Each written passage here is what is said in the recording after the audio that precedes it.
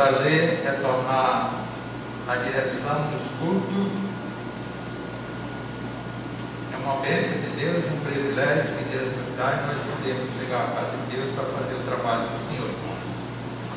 Nós agradecemos a Deus pelo que o Senhor tem feito em nossas vidas, pelo livramento que o Senhor tem nos dado durante todos os dias. A gente tem batalhado e Deus tem nos protegido, tem nos guardado. Então nós temos muito que agradecer a Deus. Então nós vamos começar agradecendo ao nosso Deus. Vou fazer uma oração, pedir que os irmãos entrem em concentração. Nós vamos orar pedindo ao Senhor a bênção por esse trabalho que é para o Senhor nosso Deus.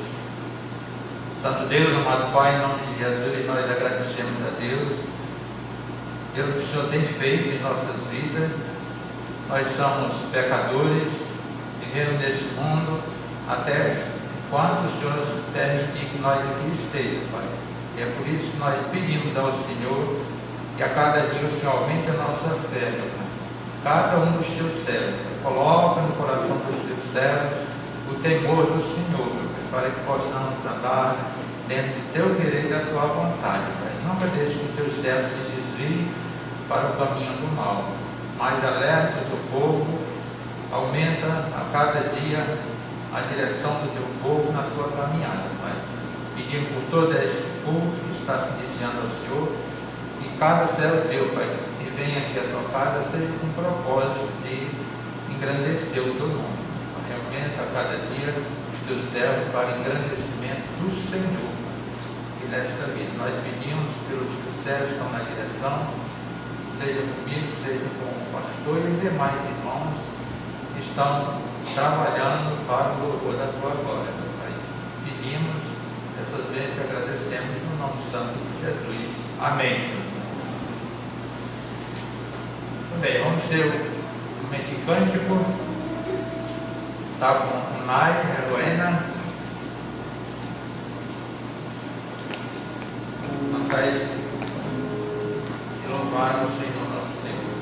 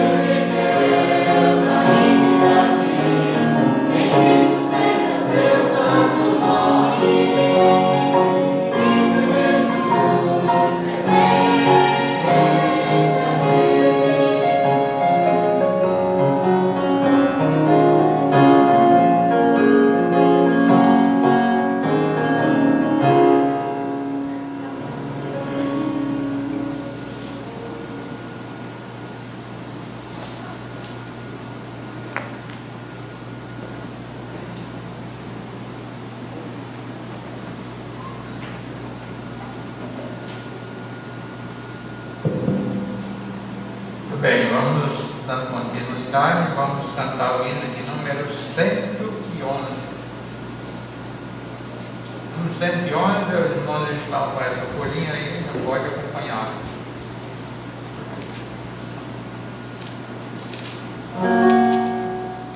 Número 111, esse é o hino que nós temos não usualmente cantado, mas fala sobre a volta de Cristo Jesus. Então, Cristo do céu em breve virá.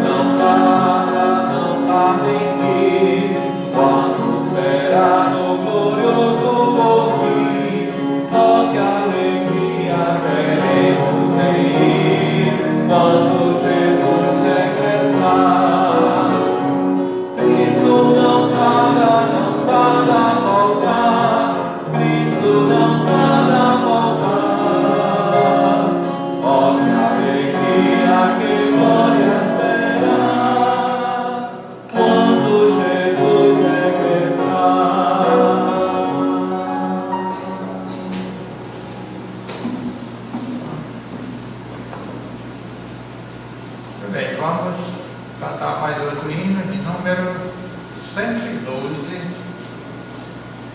112, vamos cantar esse hino com alegria, louvar para o nosso Deus.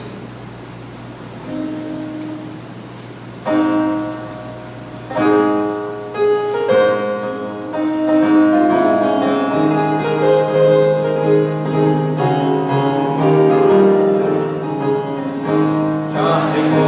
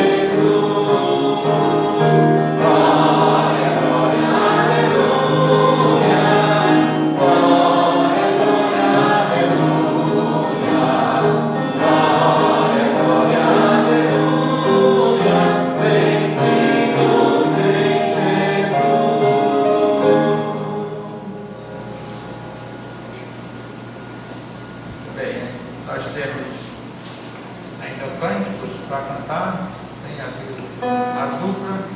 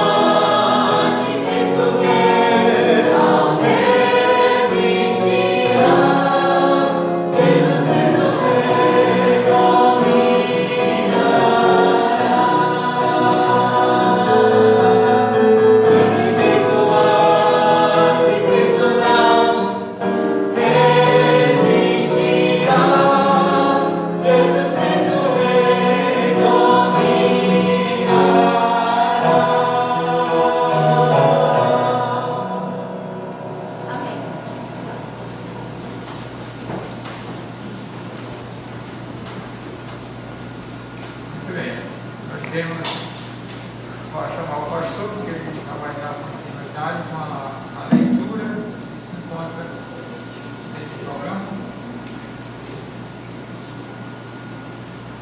Irmãos, foi um privilégio pessoal também. Deus abençoe.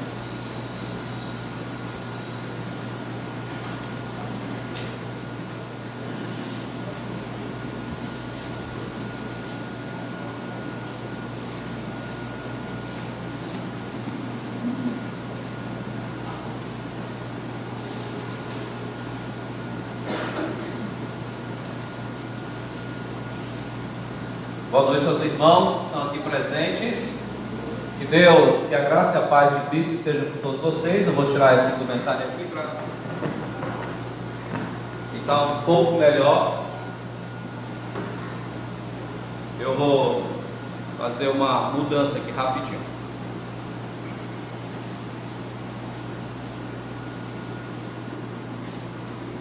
Obrigado, pastor.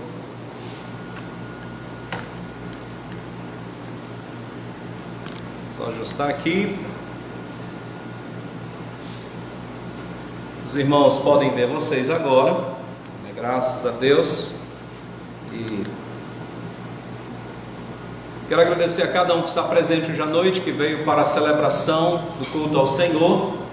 E eu quero agradecer aos irmãos, lembrando que uma vez que nós já começamos o domingo à noite, nós damos a liberdade de você sentar onde você achar melhor. O único pedido que nós temos feito é que deixe os 2 últimos bancos para visitantes.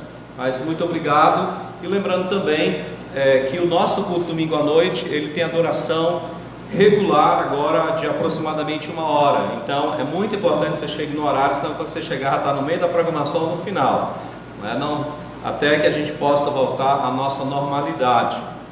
Então é muito bom ver vocês aqui louvando ao Senhor. Eu gostaria que você abrisse sua Bíblia para Apocalipse capítulo 11. Apocalipse capítulo 11.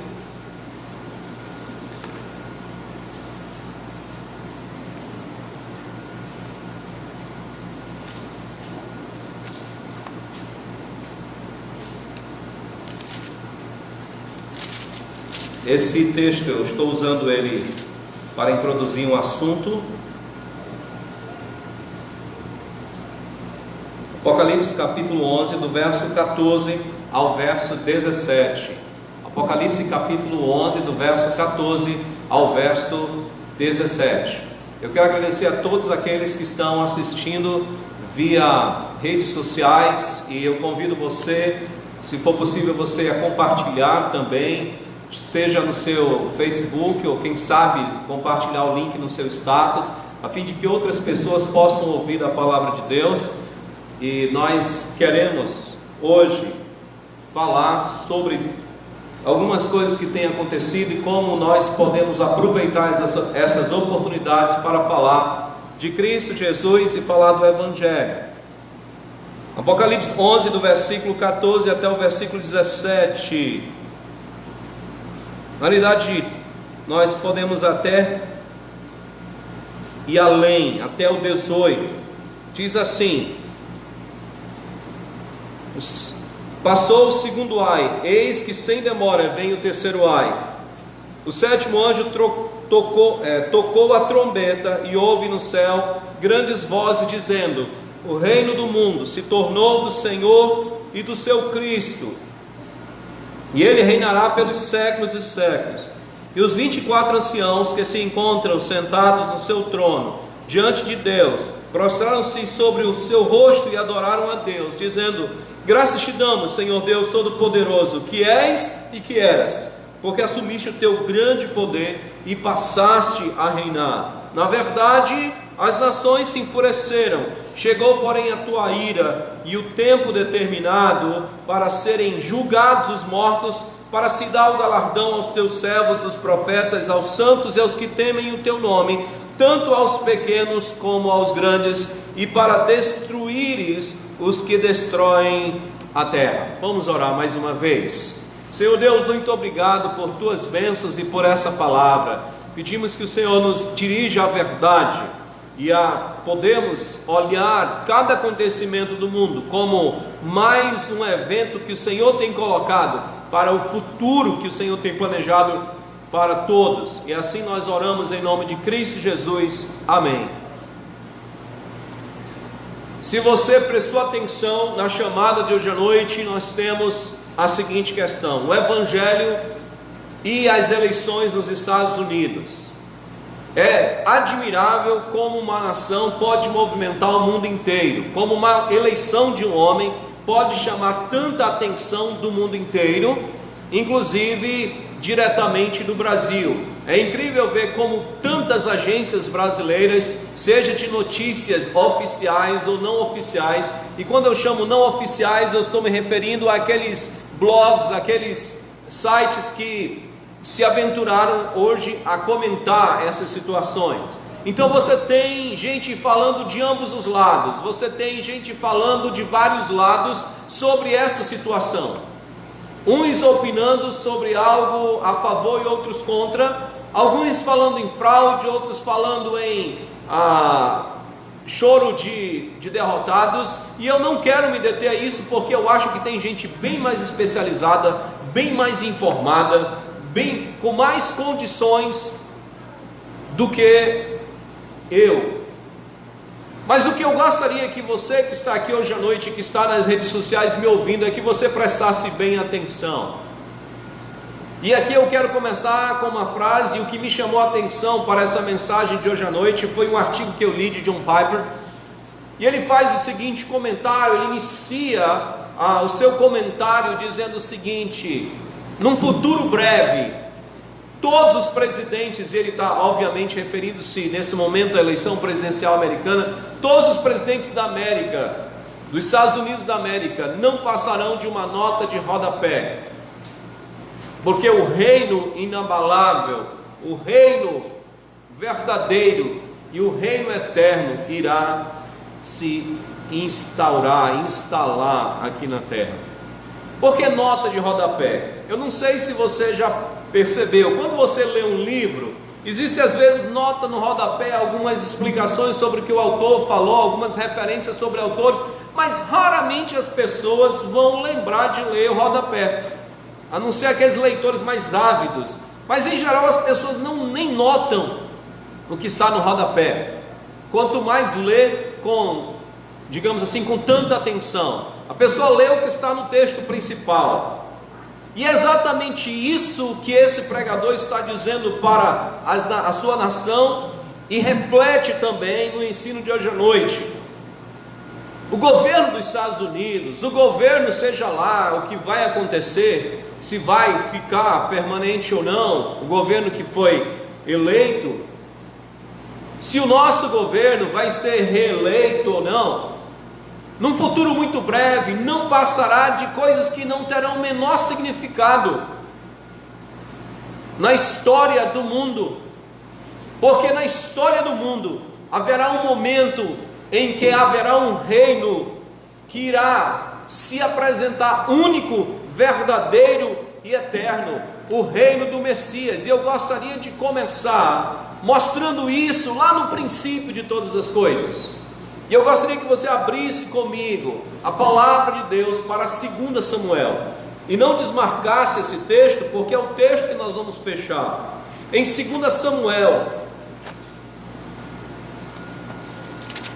e quando você abre 2 Samuel e vê aqui o capítulo 7 de 2 Samuel, você encontra uma situação bastante interessante, porque Davi, ele já é rei de Jerusalém, já é rei de Israel, e ele olha de repente e percebe que a arca do Senhor vive em tendas, e ele diz: olha, eu vou construir um templo para o Deus verdadeiro, eu vou construir uma casa digna do nosso Deus, do Senhor.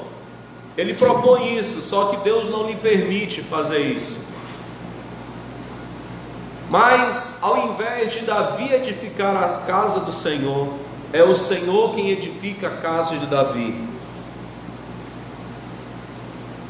E eu gostaria que você percebesse aqui, rapidinho comigo, verso 11 em diante do capítulo 7 de 2 Samuel.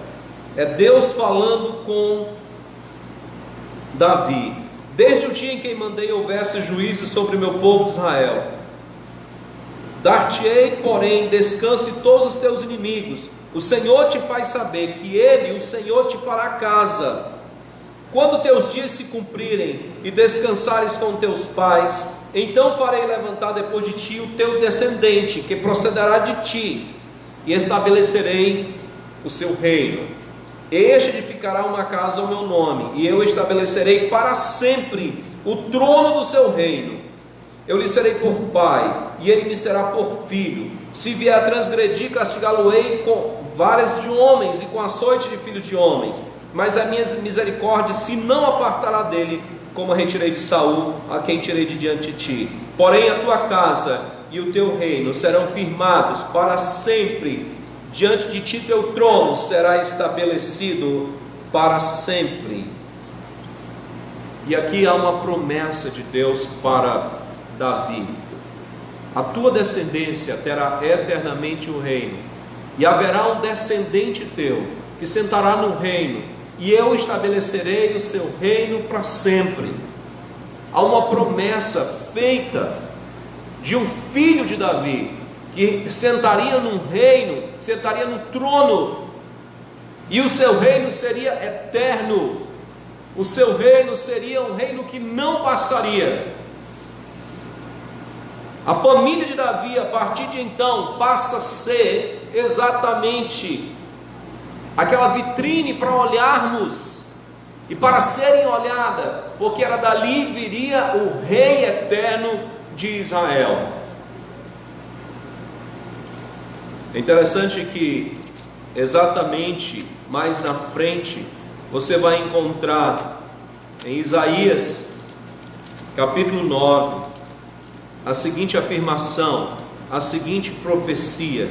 Isaías capítulo 9 diz assim, versículo 6: porque um menino nos nasceu, um filho se nos deu, o governo está sobre os seus ombros, e o seu nome será maravilhoso, Conselheiro, Deus forte, Pai da eternidade, Príncipe da paz. E esse fica bem claro, porque ele diz: o seu nome será Emanuel.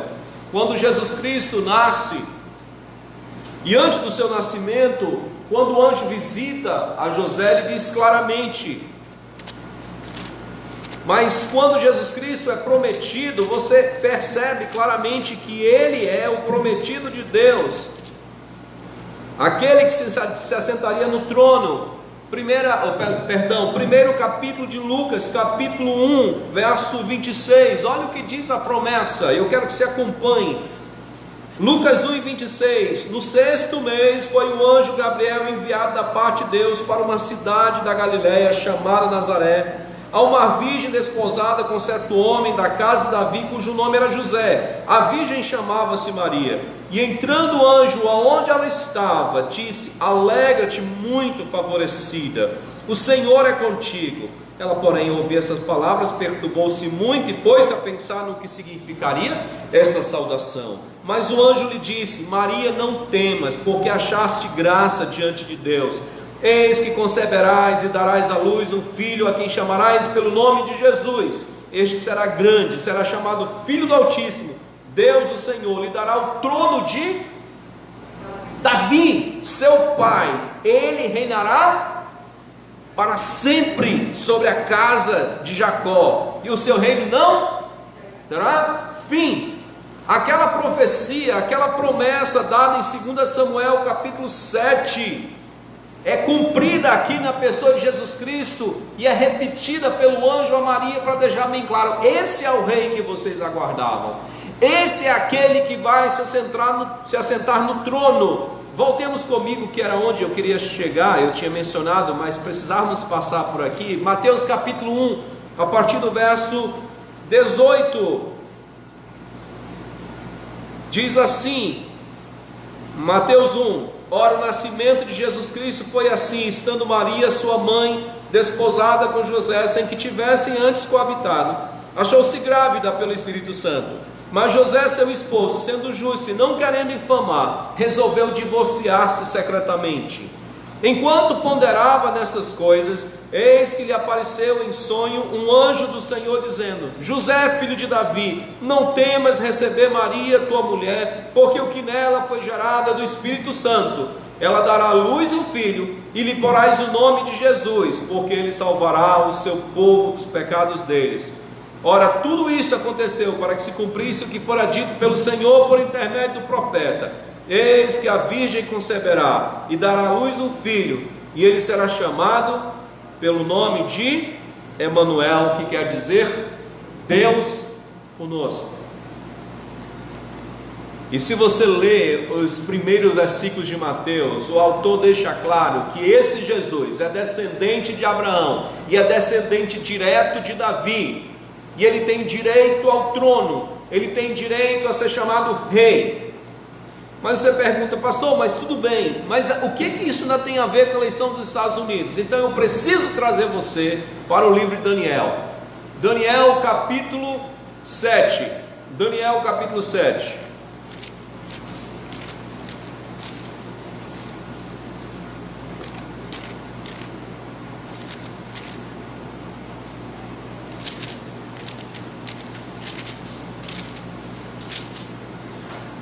Aqui em Daniel capítulo 7, ele está no primeiro ano de Belsazar, que é filho de Nabonido. Nabonido é o rei da Babilônia. Nós estamos no Império Neobabilônico, mas nos últimos dias desse império.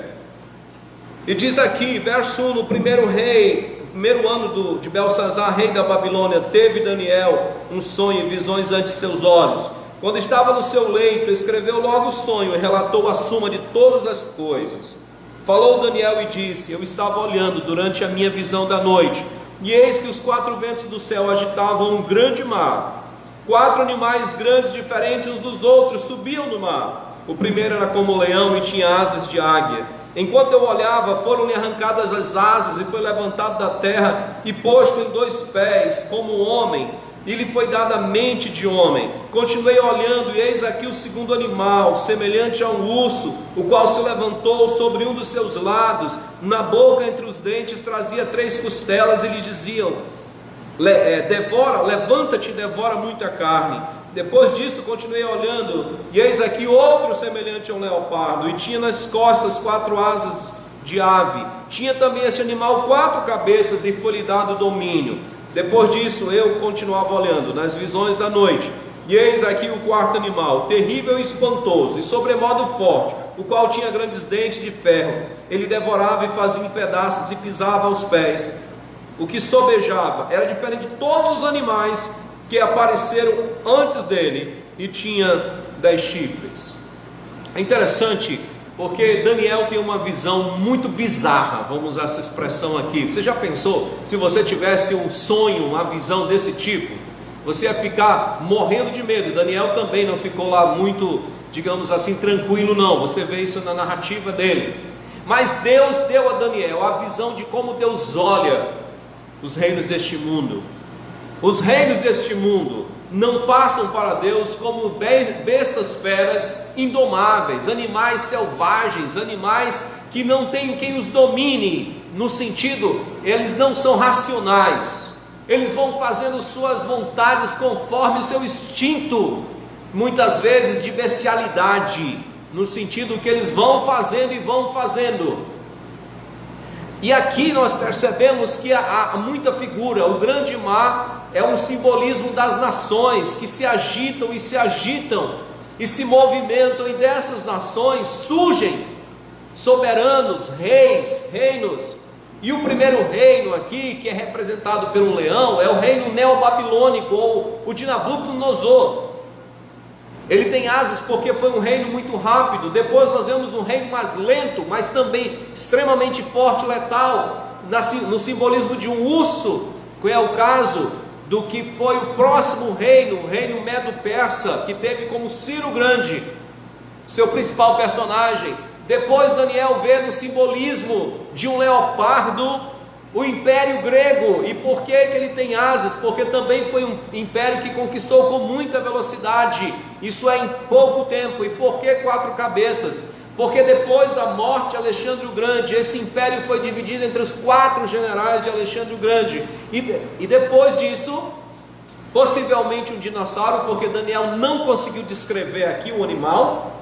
Ele vê o Império Romano, ele vê o império daquele tempo, o Império Romano que veio devastando tudo. Mas é assim que Deus olha. É muito interessante quando você lê o capítulo 10, 11 e 12 de Daniel, e você vê os detalhes que há no império, tanto o final do Império Persa, como o Império Grego, e o final do Império Grego. E as pessoas, os críticos, não querem acreditar que aquela revelação foi dada a Daniel, mas sim que foi escrito muitos anos depois. Por quê? Porque é rica de detalhes, de como aconteceu a história. E é exatamente isso que nós precisamos perceber. A história do mundo, irmãos, está acontecendo, mas ela não está acontecendo à deriva, ela não está acontecendo como se o mundo estivesse solto sem um controle, como se as coisas acontecessem sem alguém estar controlando os acontecimentos. É por isso que nos países comunistas as profecias são proibidas. Você sabia disso? Que uma das coisas que os países comunistas permitem que hajam igrejas e que hajam pregações, desde que eles manipulem as pregações. E uma das coisas que eles não querem que os pastores preguem é sobre profecia, sobre Daniel, sobre Apocalipse. Sabe por quê? Porque esses livros detonam os reinos mundiais, dizendo: sabe o que são isso? são apenas reflexo daquilo que Deus já planejou. É apenas isso. Os homens hoje estão lá nos Estados Unidos, homens e mulheres, fazendo sua festa, fazendo as suas celebrações. Olha, nossa estratégia deu certo, olha, nosso esquema deu certo. Aí tem outros dizendo, não, conseguiram isso através de fraude. Meus queridos irmãos em Cristo, vocês acham que essas coisas estão de fato fora do controle de Deus? Vocês acham que essas coisas que os homens acham que estão fazendo para conseguir o poder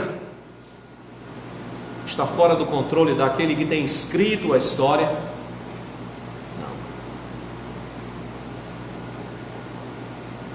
Porque todas as coisas estão sendo e acontecendo para convergir para aquele dia quando o verdadeiro rei vai se manifestar. Eu gostaria que você continuasse no capítulo 7, e você vai ver que no versículo 8 diz o seguinte: estando eu a observar os chifres, e eis que entre eles subia um pequeno, diante do qual os 3 dos primeiros chifres foram arrancados, e eis que neste chifre havia olhos como os de homem, e uma boca que falava com insolência. Verso 9. Eu vou parar aqui, porque senão eu vou estragar a surpresa, tá bom? Então diz assim, olha, desse império vai sair um pequeno, e esse pequeno, ele vai ser simplesmente um homem que fala com insolência. Então eu gostaria que você abrisse a sua Bíblia e voltasse para Apocalipse capítulo 13 agora. Não desmarca lá, se você for comer, eu estou com a mão em vários lugares da Bíblia, né? Porque você está aqui em Daniel 7, está ali em Daniel 11, agora tem que marcar o 13, né? Então vamos lá, 13, Apocalipse capítulo 13, eu estou tentando correr por causa do nosso tempo de transmissão, tá bom, irmãos? Capítulo 13, vamos lá. Apocalipse capítulo 13 diz: vi emergir do mar uma besta. O capítulo 7 Daniel, ele estava vendo animais, bestas feras, e essa aqui é mais uma, que tinha 10 chifres e 7 cabeças, e sobre os chifres 10 diademas, e sobre as cabeças nome de blasfêmia. A besta que vi era semelhante ao leopardo, com pés de urso e com boca de... Quais eram os animais que a gente viu lá? Leão, urso, leopardo e talvez um dinossauro, né? E diz aqui, continuando: então vi que uma de suas cabeças como golpeada de morte, mas essa ferida mortal foi curada, e toda a terra se maravilhou, seguindo a besta, e adoraram o dragão, porque deu a sua autoridade à besta. Também adoraram a besta, dizendo: quem é semelhante à besta? Quem pelejará contra ela? Foi-lhe dada uma boca que proferia arrogâncias e autoridade para agir 42 meses, 3 anos e meio, e abriu a boca em blasfêmia contra Deus, para lhe difamar o nome, difamar o tabernáculo, a saber, os que habitam no céu. Foi-lhe dado também que pelejasse contra os santos e os vencesse. Deu-se-lhe ainda autoridade sobre cada povo, língua e nação, e adorá-lo-ão todos os que habitam sobre a terra, aqueles cujos nomes foram escritos no livro da vida do Cordeiro, que foi morto desde a fundação do mundo.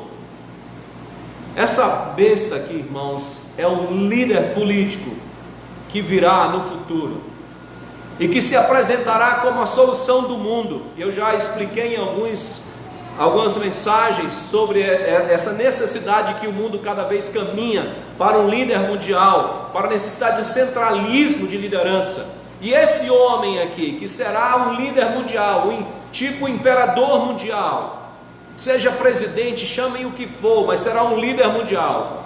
Mas é um líder que terá como combustível, como poder, o poder de Satanás.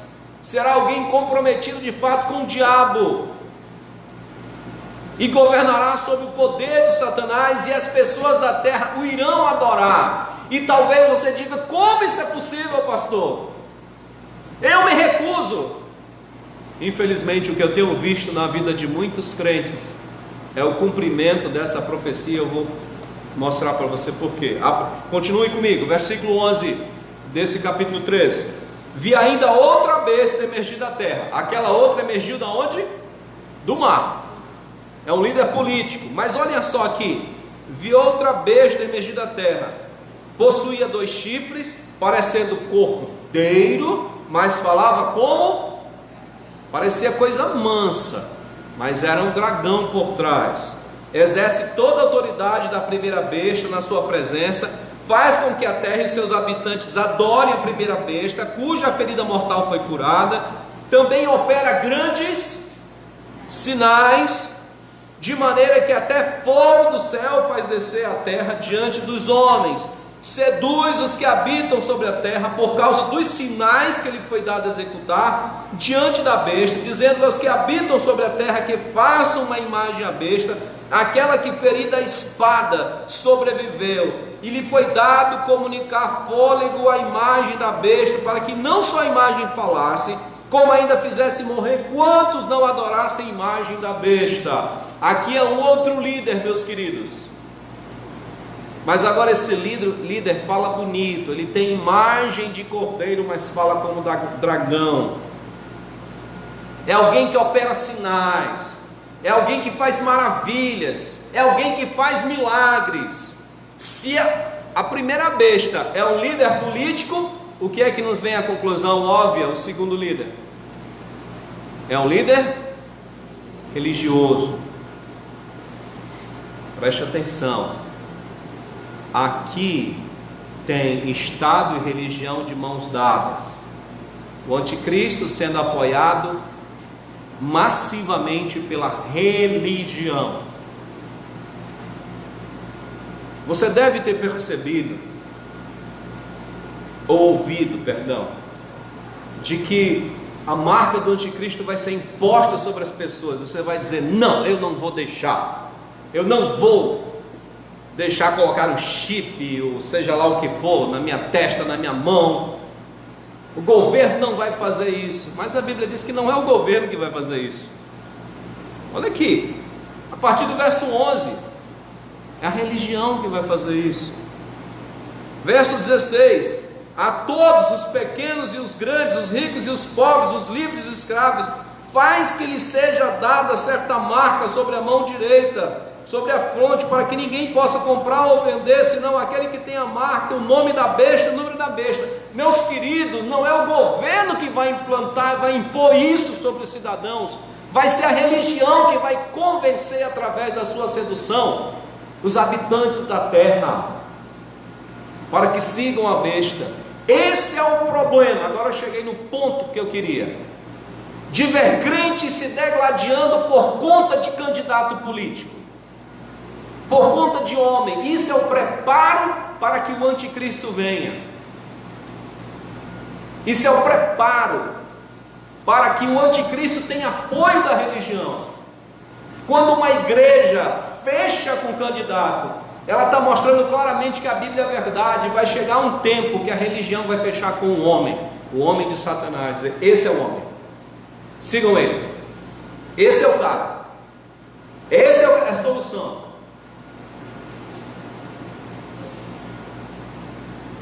É por isso que nós devemos ficar atentos à verdade da palavra de Deus. Como cidadãos temos uma responsabilidade com a sociedade com a qual vivemos, mas tenhamos cuidado. Quando nós vemos crentes se degladiando por conta de nomes de políticos, mostra claramente que quando a Bíblia diz que a religião seduzirá os homens para seguirem o anticristo, é uma forma clara e óbvia do exemplo nos nossos dias. Muito cuidado, porque mostra claramente que nós estamos perdendo de vista o reino verdadeiro, que é o reino do Senhor. Sim, esse homem dominará o mundo por 7 anos. Mas agora volte para Daniel capítulo 7, porque eu preciso terminar esse pensamento. Versículo 9, Daniel capítulo 7, verso 9. Continuei olhando, e eis que foram postos os tronos, e o ancião de dias se assentou. Sua veste era branca como a neve, os cabelos da cabeça como a pura lã, e o seu trono eram chamas de fogo, e as suas rodas eram fogo ardente. Um rio de fogo manava e saía de diante dele. Milhares de milhares o serviam, e miríades de miríades estavam diante dele. Assentou-se o tribunal e se abriram livros. E então estive olhando por causa da voz das insolentes palavras que o chifre proferia. Estive olhando, eis, e vi que o animal foi morto e o seu corpo desfeito, entregue para ser queimado. Quanto aos outros animais, foi-lhe tirado o domínio, todavia foi-lhes dada prolongação de vida por um prazo e um tempo. Eu estava olhando nas minhas visões da noite, e eis que vinha com as nuvens do céu, um como um filho do homem, dirigiu-se ao ancião de dias, o fizeram chegar até ele, foi-lhe dado o domínio, a glória, e o reino para que os povos, nações e homens de todas as línguas o servissem. O seu domínio é domínio eterno, que não passará, e o seu domínio jamais será destruído. Esse chifre pequeno aqui é o mesmo personagem do capítulo 13, do verso 1 até o verso 11 de Apocalipse. O chifre pequeno aqui é o anticristo. Mas chegará um dia em que o Messias retornará à terra, e o domínio será dado a ele. O domínio será entregue nas mãos dele. O domínio pertencerá a ele. Voltemos para o capítulo 11 de Apocalipse.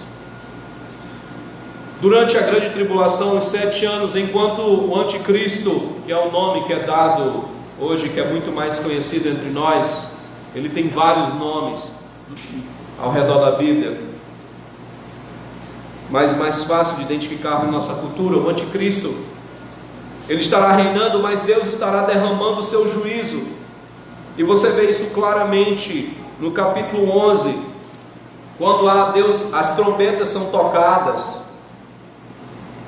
e justamente a ira de Deus é derramada contra o mundo ímpio, e o mundo que o desprezou sua palavra, desprezou o sacrifício do seu filho. E só para você ter uma ideia, nesse capítulo 11, diz que a tudo isso aqui, e você percebe que Deus irá julgar o mundo, mas haverá um momento no final dos 7 anos que o reino de Deus vai ser colocado nessa terra, e todos os reinos que se julgam grandes, importantes, influenciadores do mundo, pertencerão exclusivamente ao nosso Deus. Por isso voltamos para o texto em que começamos. O 7º anjo trocou a trombeta, verso 15, e houve no céu grandes vozes dizendo: o reino do mundo se tornou do Senhor. Eu não sei, e aqui eu não quero entrar no mérito se está certo, se está errado, eu quero longe disso, mas você deve ter ouvido falar que o novo presidente dos Estados Unidos vai pressionar o Brasil por questões de ecologia, e aí eu não quero entrar na discussão se está certo ou errado, que vai pressionar não sei quem, que vai, quer dizer, alguém já disse que quem se assenta na cadeira da Casa Branca se assenta na administração do mundo. Coitado, porque haverá um dia em que haverá o filho de Davi, que vai se sentar no trono, e todos os servos de Deus vão louvar o Senhor e dizer: o reino do mundo se tornou do Senhor e do seu Cristo, e eles reinarão para sempre. Esses reinos não passam de nada na sua presença, porque o reino dele é um reino eterno. Os 24 anciãos, verso 17, dirão: graças te damos, Senhor Deus Todo-Poderoso, que eras e que és, pois tomaste o teu grande poder e venceste, passaste a reinar. Agora sim haverá um reino de justiça, de equidade, de paz, de prosperidade. As nações se enfureceram, mas chegou o dia da tua ira e o tempo determinado para o Senhor julgar. Sim, haverá um dia, irmãos, em que todas essas coisas não passarão, de lembranças extremamente sem qualquer significado, e como nuvem, poeira, fumaça que se desfaz, porque o nosso Cristo reinará.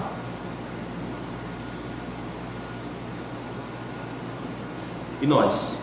Eu queria concluir, nosso horário está bastante avançado, eu queria concluir perguntando: amanhã, essa semana, talvez, você passou a semana toda ouvindo no jornal, ouvindo no seu trabalho, na sua escola, na sua vizinhança, ouvindo no Facebook, no WhatsApp, sobre a eleição nos Estados Unidos, e amanhã vai continuar ainda. Você pode escrever e dizer: não vai demorar, isso não vai passar de uma nota que ninguém vai nem prestar atenção, porque o nosso Cristo vai reinar eternamente esse reino, esse mundo.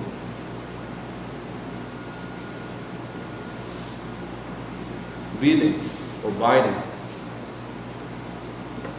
será uma fumaça, uma neblina diante do sol, quando o sol da justiça se manifestar.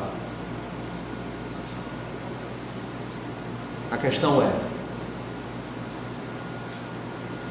quantos de nós cremos nisso e quantos temos feito essa fé se tornar conhecida de outras pessoas?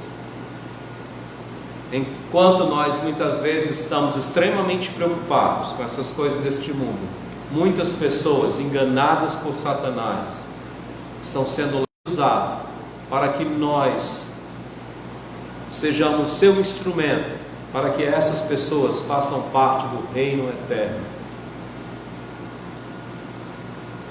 Como diz, para que elas possam cantar conosco: digno és de tomar o livro e de abrir os selos, porque foste morto e com teu sangue compraste o que procede para Deus de toda tribo, língua, povo e nação, e para o nosso Deus os constituíste reino e sacerdote, e reinarão para sempre. Seu vizinho, sua mãe, seu pai, seu tio, seu irmão, seu colega devem fazer parte do reino de Deus através do seu testemunho.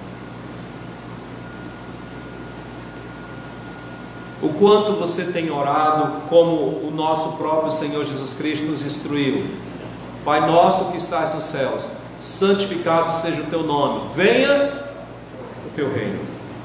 Quanto nós temos almejado que o reino de Deus se manifeste. Mas o reino de Deus, como disse Jesus Cristo, já está em nós.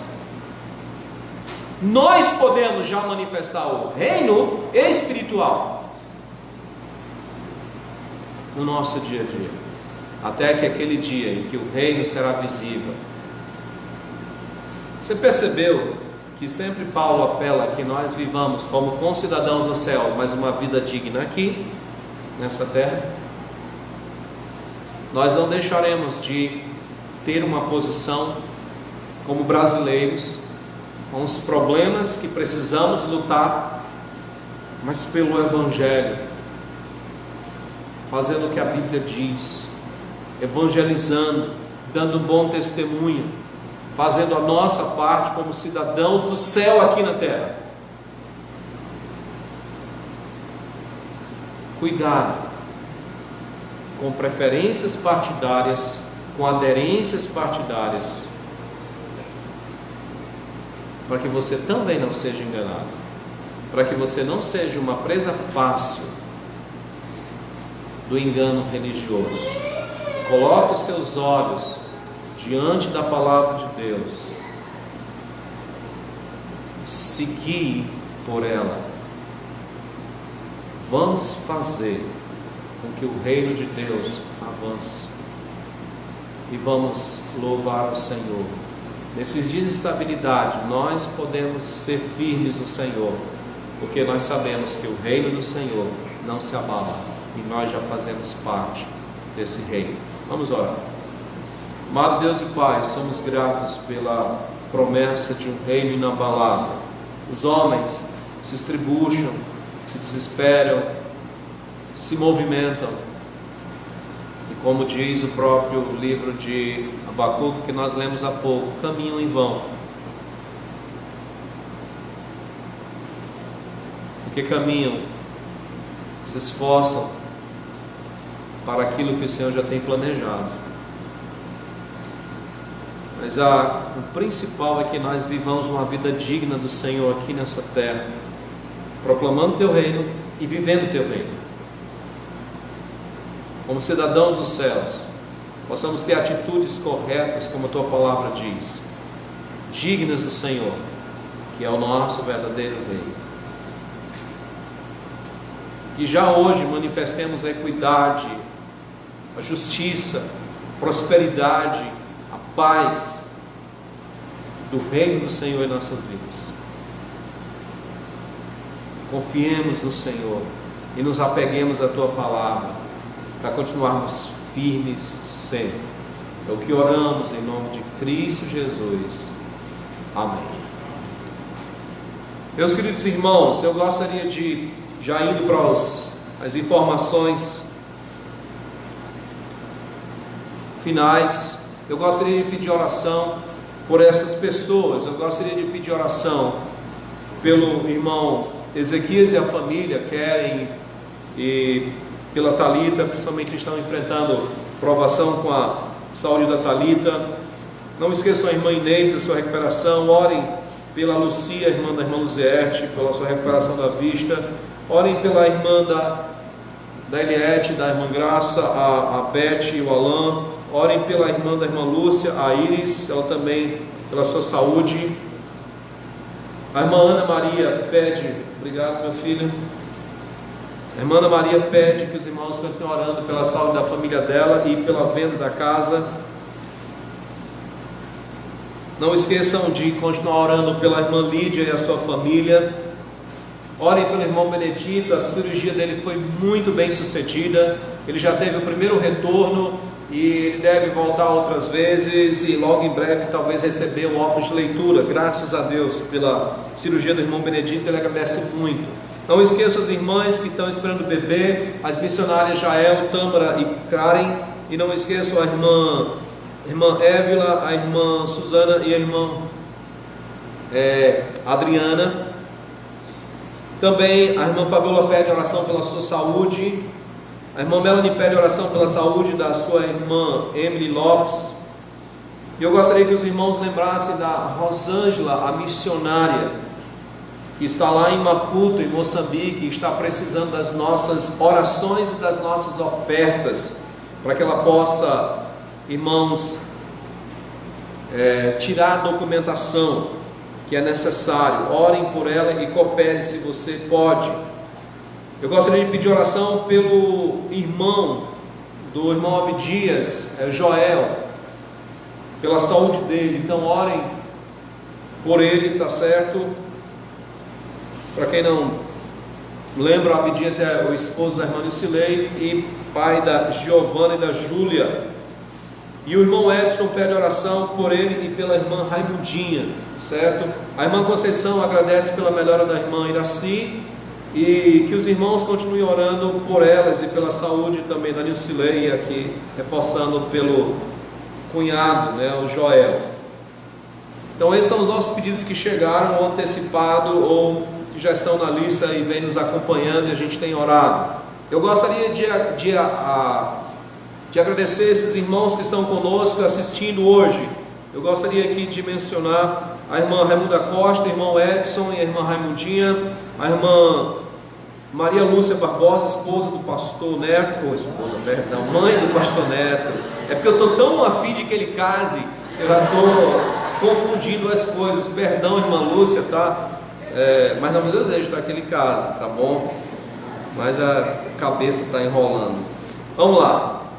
Irmão Benedito Pontes, a irmã Aline, irmão Alain, a Melanie, a irmã Maria Carvalho, Railson Cruz, a Luana Forense, Wesley Bruno, nosso irmão Manuel Oliveira lá no Pará, a Anne que está aqui conosco, irmão Gessé e Ellen, Josias e a Isabela, a irmã, aqui está também a irmã Eleni, não sei se estão logados aí atrás, estão logados em casa, né?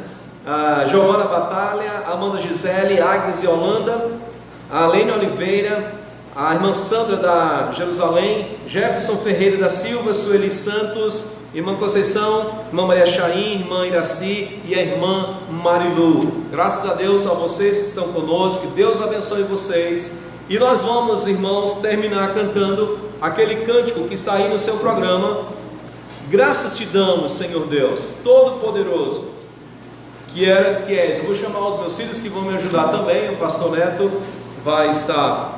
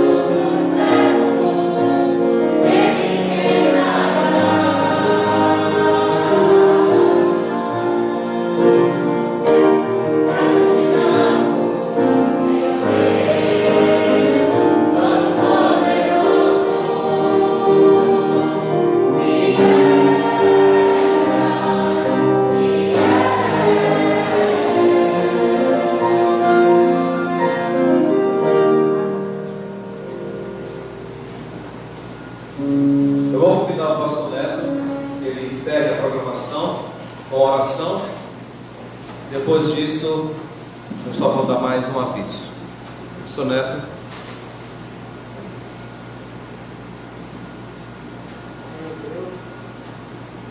Senhor Deus, nós queremos te agradecer por tudo que o Senhor tem feito, te agradecer pela tua palavra, te agradecer pelas bênçãos que o Senhor tem nos derramado, pela certeza de que o Senhor governa tudo. Desse modo, com corações agradecidos e com a tua palavra sendo exposta, que ela encaixe-se em cada pedaço da nossa vida, no sentido de que nos edifiquemos com ela e apliquemos em nossa vida.